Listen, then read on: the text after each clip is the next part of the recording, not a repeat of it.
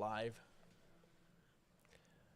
All right, we are back live from the Kettle Moraine Ice Center, sitting down with Associate Head Coach and General Manager Jeremy Ebert. Jeremy, welcome to the show. Thanks for having me. Pleasure as always. We just came up from the War Room. We just finished the 2024 NA3HL player draft. West Bend Power had 5 picks in the draft. Overall, Jeremy, what's the rating? What's the grade? Yeah, overall, I think we were very happy with the picks that we made and the players we had. Overall, I'd go with somewhere around that B+ to A- area, just based on what we thought of each kid that was still available at the time. So did you miss out on some guys in the second half of the draft? I know, talking to Coach Woods, there were probably 2 or 3 players that went off the board a little bit sooner, or that you kind of had your eyes on. What about the second half of the draft? Did you find the same thing, guys going ahead of where you thought they'd go, or maybe guys that you wanted that didn't get a chance to get? Yeah, there's a few guys, on our list. We didn't really rank them too much. We just kind of had a really good list of some really good players, and we knew, at some point that these guys were going to be able to come off the board, by some of their local teams in the state of Wisconsin, or next door with the Minnesota teams, because we're all looking at those very high-end kids. So we kind of mix and match a little bit as much as possible to kind of have the kids that we know that are very, very high-end, and then some kids that are excellent hockey players. Awesome. 4th round, we had the 108th pick, the 127th, and the 129th pick. Debatable, right? Some things said 128, 130. Yeah, it just depends on how you look at it on the website. It's very tough with that many picks and that many teams and the amount of trades that are, going on during the draft. So, based on our numbers and our sheet, we were right there at the 108, 127, 129. Okay, so with 108, we took Trace Shumless, defenseman from the junior ads, yeah? Yeah. Great player, another, in-state team in Wisconsin here that we felt, he's got a lot of opportunities in front of him as well. But, it's pretty much a lot of these guys that we've kind of gone with are kids that we think are on that cusp of making the next level. And we just kind of, are here for a backup plan if things just don't go their way. But Shumless would be a great addition here on our blue line. Just kind of give us a little bit more size to us and a little bit of speed and his ability to move the puck. Okay. And at 127, the only kid from outside the state, yeah, Grant Lucas? Yeah, Grant Lucas, he's an excellent player. He's tendered at the next level. And, kind of like I said before, he's going to be a kid that, if things don't go his way down there in Odessa, that, he has a home to come to. But his ability to put the puck away and the stride that he has is going to make, it hard for him not to make the next level. All right, and with the 129th pick, we pick a kid from Madison Capitals, another in-state team, Jacob Barth. Yeah, Jacob Barth, another great forward. He led the Madison Capitals U18 team this year in points. He's also tendered with our affiliate, the Wisconsin Wendigo.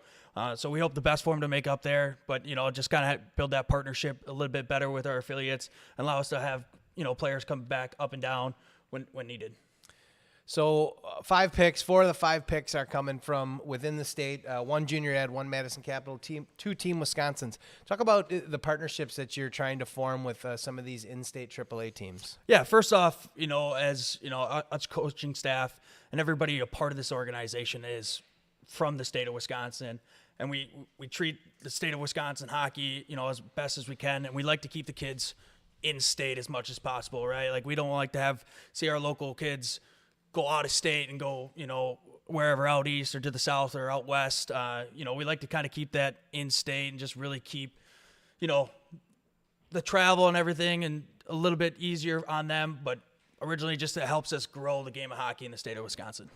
Yeah, the few players I've known that have been even from within in the state, even if they're a few hours away, it makes it a little bit easier on some of the short breaks that they get to be able to go home and visit family and quite frankly, for their family to come watch them play still. So when you're talking about somebody coming from, we had 2 kids from Seattle last year, Liam and Max, and for their parents to get out here and be able to watch the games is a little bit more challenging. So I think that helps the families be able to continue to watch the players as well as they progress on their journey. Yeah, 100%. And, here with the community, they support us very well, but it helps having, the local kids in state to really be here, having their families, extended families from all over the state come and be able to watch their kids, nieces, nephews, everybody to really come, grandparents.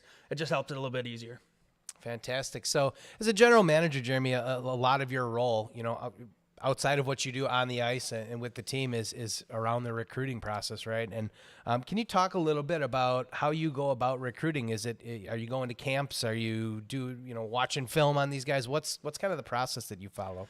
Yeah, so it goes into there. It's a lot of in this day and age, the technology through all sorts of different apps and internet sources. But I watch a lot of games sitting at home. My fiance is, I'm happy she lets me do this, but she does get on me a little bit of I'm watching too much hockey. But is there such a thing? Right? There's not such a thing in my world, but in her world, she likes a little more time. Yeah. But a lot of my nights are spent sitting on those kind of sources to really look into these guys.